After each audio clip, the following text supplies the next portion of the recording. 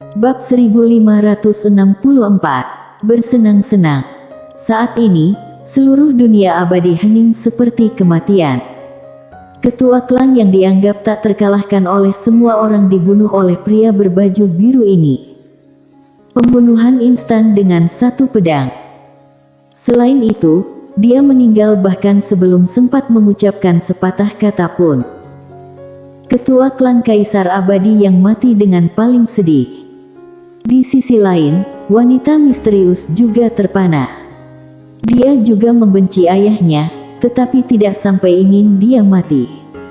Namun, pria berbaju biru tidak berhenti sampai di situ. Pria berbaju biru memegang pedang dan menoleh ke kanan. Di sana ada puluhan tetua klan Kaisar Abadi. Semuanya adalah master puncak. Namun, dengan ayunan pedang pria berbaju biru, puluhan kepala tetua terbang keluar. Semua dengan pembunuhan instan. Mereka bahkan tidak memiliki kekuatan untuk melawan. Saat ini, para master klan Kaisar Abadi putus asa. Hanya pada saat ini mereka mengerti bahwa jumlah orang tidak ada artinya di depan pria berbaju biru ini. Pada saat ini, sebuah suara tiba-tiba bergema dari kedalaman dunia abadi, "Panggil leluhur. Panggil leluhur." Begitu ucapan ini keluar, semua master klan Kaisar Abadi di lapangan meraung serempak. Ini adalah harapan terakhir mereka. Leluhur pendiri klan Kaisar Abadi. Orang pertama yang punya garis darah abadi. Di bawah harapan semua orang, seorang lelaki tua muncul di atas dunia abadi. Lelaki tua itu mengenakan jubah hitam. Begitu dia muncul, semua master klan Kaisar Abadi di lapangan tidak bisa menahan diri untuk tidak berlutut. Penekanan garis darah. Inilah penindasan bagian terdalam dari garis darah. Mereka mempraktekkan garis darah abadi. Meski diberkahi oleh alam, mereka juga memiliki kelemahan yang fatal, yaitu akan ditindas oleh darah leluhur. Pria tua itu memandangi pria berbaju biru di kejauhan, matanya berangsur-angsur menjadi serius. Bahaya. Inilah yang dia rasakan. Tepat ketika lelaki tua itu hendak berbicara, pria berbaju biru itu menikam dengan pedang. Pupil lelaki tua itu tiba-tiba menyusut, dia meninju. Pedang yang sangat sederhana. Pukulan yang sangat sederhana. Zas. Di bawah tatapan semua orang, pedang menembus tangan lelaki tua itu, kemudian dimasukkan ke tenggorokannya di sepanjang tangannya. Pembunuhan instan. Pembunuhan langsung seketika. Saat ini, semua master di dunia abadi putus asa. Bahkan leluhur dibunuh, apalagi yang bisa mereka lakukan. Di bawah, mata Jenny Dongli penuh kebingungan saat ini. Apakah klan Kaisar Abadi terbantai? Saat ini, pria berbaju biru menoleh untuk melihat Jenny Dongli. Wajah Jenny Dongli tiba-tiba berubah. Dia menatap pria berbaju biru lekat-lekat sambil menggenggam tangannya. Tidak ada rasa takut di matanya. Orang klan Kaisar Abadi tidak ada pengecut. Bahkan jika seluruh klan mati, mereka tidak akan menyerah. Tepat ketika pria berbaju biru hendak bergerak, wanita misterius tiba-tiba berdiri di depan Jenny Dongli. Dia menatap pria berbaju biru dengan mata memohon, "Lepaskan mereka. Bisakah kamu?" Pria berbaju biru memegang pedang di tangan kanannya, matanya seperti lautan darah. Pada saat ini, sebuah suara melayang dari samping, "Lupakan." Tidak jauh di belakang pria berbaju biru, ada seorang wanita berdiri di sana. Wanita itu mengenakan gaun hijau panjang, dia sopan dan anggun. Setelah mendengar wanita itu, energi jahat dan jiwa pembunuhan pada pria berbaju biru berangsur-angsur menghilang. Setelah sekian lama, dia kembali normal. Pria berbaju biru berbalik dan meraih tangan wanita itu, berkata dengan lembut, "Sylvia bilang lupakan saja, maka mari lupakan saja." Setelah berbicara, dia menggandeng wanita itu menuju ke arah langit. Wanita itu melirik mayat di lapangan sambil berkata dengan lembut, "Berhentilah membunuh orang di masa depan." Pria berbaju biru mengangguk cepat, "Baik." Wanita itu berkata lagi, "Jangan selalu marah, mereka semua takut kamu marah." Pria berbaju biru mengangguk, lalu berkata dengan lembut, "Oke, aku akan berusaha untuk tidak kehilangan kesabaran di masa depan." Wanita itu melirik pria berbaju biru, "Kamu yakin?" Pria berbaju biru berkata dengan serius, "Aku janji." Wanita itu sedikit mengangguk, dia meraih tangan pria berbaju biru, segera keduanya menghilang ke langit. Di depan tembok gunung, gambar berhenti dengan kepergian pria berbaju biru. Mileye tetap diam, tidak tahu apa yang dia pikirkan. Jenny Dongli berkata dengan lembut, "Setelah pertempuran itu, vitalitas klan Kaisar Abadi terluka parah. Untungnya, kami tidak memiliki musuh tangguh, jadi kami dapat berkembang lagi." Saat dia mengatakan itu, dia menatap Mileye, "Sekarang kamu adalah tuan muda dari klan Kaisar Abadi. Di masa depan, dendam ini akan ditangani olehmu." Mileye tersenyum kecut, dia tangani. Bagaimana caranya dia menanganinya? Sepertinya dia tidak bisa mengalahkan pria ini. Bagaimana kalau dia memanggil Lydia dan kakak pertama untuk menghajar pria berbaju biru?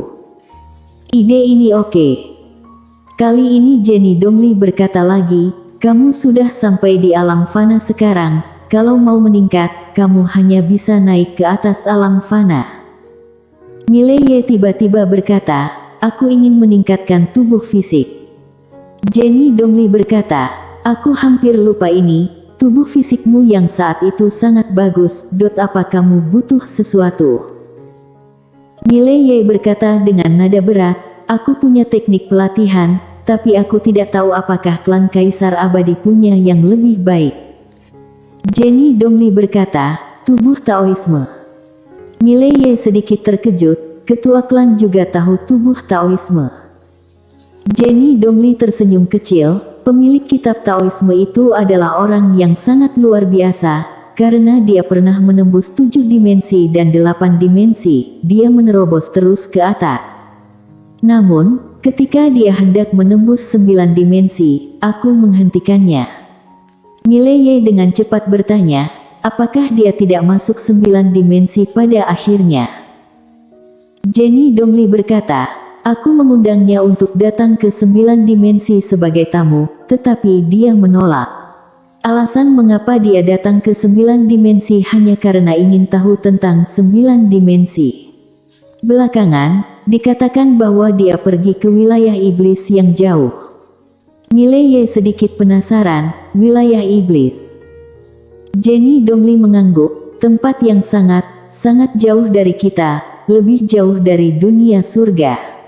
Untuk mencapai wilayah iblis, bahkan jika aku menghancurkan Star Territory, mungkin butuh waktu setidaknya 1 juta tahun.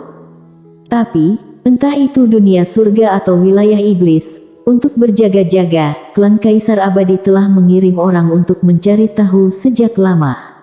Wilayah iblis ini hanya bisa dikatakan sebagai tempat yang tidak mudah dihadapi." Mileye berkata dengan nada berat, "Bagaimana dengan dunia surga?" Jenny Dongli berkata dengan lembut, "Di Star Territory dunia surga ada ratusan benua. Di antaranya ada banyak sekte dan dinasti. Dinasti terkuat disebut dinasti Daxing, yang menguasai lebih dari 100 benua. Selain dinasti Daxing, ada juga sekte yang sangat kuat, disebut sekte Iahi yang juga memerintah lebih dari 100 dinasti." Berbicara tentang ini, dia berhenti, lalu berkata, "Kali ini dinasti Daxing dikirim oleh Master Alam Semesta Aula Dewa itu. Jelas, dunia surga ini mungkin sekarang berada di bawah kendali Alam Semesta Aula Dewa itu." Mileye berkata dengan nada berat, "Apakah kita tahu banyak tentang alam semesta Aula Dewa?" Jenny Dongli menggelengkan kepalanya, "Kita hampir tidak tahu apa-apa tentang alam semesta Aula Dewa ini. Kita hanya tahu bahwa ini adalah kekuatan yang sangat misterius. Aku belum pernah berurusan dengan mereka sebelumnya, tetapi kali ini setelah bertarung dengan mereka. Alam semesta aula dewa ini lebih misterius dan sakti dari yang kita bayangkan. Mata Mileye tertutup perlahan. Dia sebenarnya sangat mengkhawatirkan Yakunan sekarang. Yakunan terkena aturan hukum bencana gara-gara Mileye. Dia seharusnya sudah berada di penjara dewa tanpa batas sekarang. Namun, dia tidak tahu di mana penjara dewa tanpa batas itu. Memikirkan hal ini, Mileye buru-buru berkata, "Ketua klan, tolong bantu aku menemukan penjara dewa tanpa batas." Jenny Dongli mengangguk, "Aku akan segera meminta seseorang mencarinya." Saat dia berbicara, dia melirik Mileye, "Kamu berlatih dulu, aku akan mengurus beberapa hal. Jika kamu butuh sesuatu, beritahu Maitri. Dia akan mengikutimu mulai sekarang." Setelah selesai berbicara, dia langsung menghilang di tempatnya. Maitri muncul di depan Mileye. Maitri memegang gagang pisau di pinggangnya dengan tangan kanannya dan diam. Mileye menatap Maitri. Dia ragu sejenak, lalu bertanya, "Berapa banyak orang yang tersisa di pasukan Kaisar Abadi?" Maitri tetap tanpa ekspresi, "Tinggal 2, aku dan komandan." Dia hanyalah wakil komandan. Setelah hening sejenak, Mileye berkata, "Aku ingin membangun kembali pasukan Kaisar Abadi." Maitri memandangi Mileye, klan sudah mulai memilih orang, tetapi tidak mungkin membangunnya dalam waktu singkat. Setelah lama terdiam, Mileye berkata, "Aku akan membalaskan dendam mereka yang mati." Setelah Maitri menatap Mileye sejenak, dia berkata, "Jika kamu masih meminta maaf, aku akan memandang rendah kamu dan mengundurkan diri dari jabatan wakil komandan. Karena yang aku butuhkan bukanlah permintaan maaf, apalagi rasa bersalahmu. Yang aku butuhkan adalah kamu membalaskan dendam untuk saudara kita yang meninggal." Saat dia berbicara, dia perlahan berlutut dengan satu kaki. "Saya, Maitri, berjanji setia kepada Tuan Muda." Tuan Muda. Sebutan Tuan Muda ini mewakili dia tunduk sepenuhnya kepada Mileye. Mileye berkata dengan lembut, "Bangunlah." Maitri berdiri. Saat ini matanya berkaca-kaca, tapi dia berusaha untuk tidak meneteskannya. Lebih dari 100 pasukan Kaisar Abadi, itu semua saudara-saudaranya. Saudara sehidup dan semati yang telah hidup bersama dan hampir mati berkali-kali. Namun, dalam pertarungan dengan penegak hukum alam semesta aula dewa, semua mati dalam pertempuran.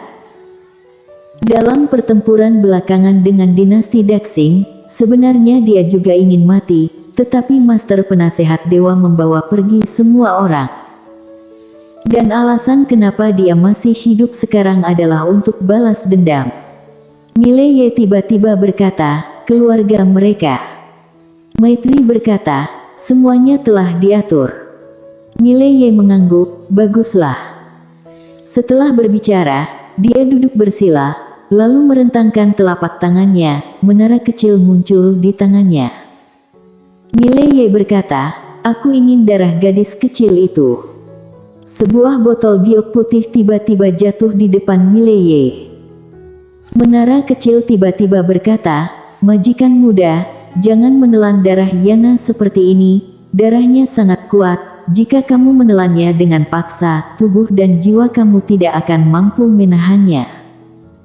Mileye sedikit mengernyit, "Lalu apa yang harus aku lakukan?" Menara kecil berkata, "Gampang. Aku masih memiliki darah monster lain, kamu harus menggunakan darah monster level rendah itu untuk berlatih dulu." Mileye berpikir sejenak, lalu mengangguk, "Ya." Saat itu, belasan botol giok putih mendarat di depan Mileye. Mileye melihat, botol giok putih itu berisi sari darah. Energi sari darah itu sangat dahsyat. Mileye sedikit kaget. "Menara kecil, dari mana kamu mendapatkan darah monster ini?" Menara kecil tertawa dan berkata, "Mereka semua yang memberikannya kepadaku." Mileye sedikit mengernyit, "Diberikan? Kenapa?"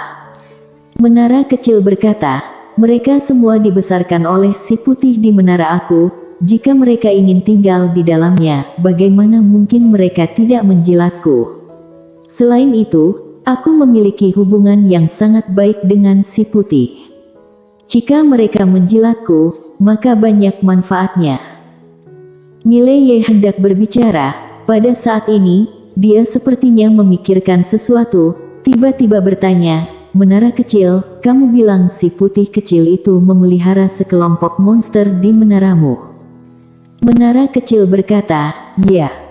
Mileye bertanya, "Apakah mereka masih di menara sekarang?" Menara kecil berkata, "Ya. Tapi, mereka semua sedang tidur. Mereka berlatih kultivasi ketika mereka tidur." Mileye menamparkan pahanya dengan keras dan berkata dengan penuh semangat, "Tidur apa lagi? Bangunkan mereka." Menara kecil bersambung.